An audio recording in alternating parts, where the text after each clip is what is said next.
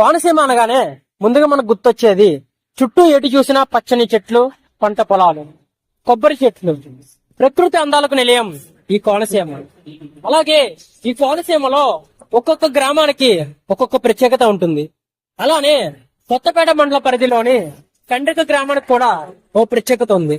అదే అండి పాలకోవా. ఇక్కడ పాలకోవలోని మాధుర్యం దేశం మొత్తం పంచుతోంది.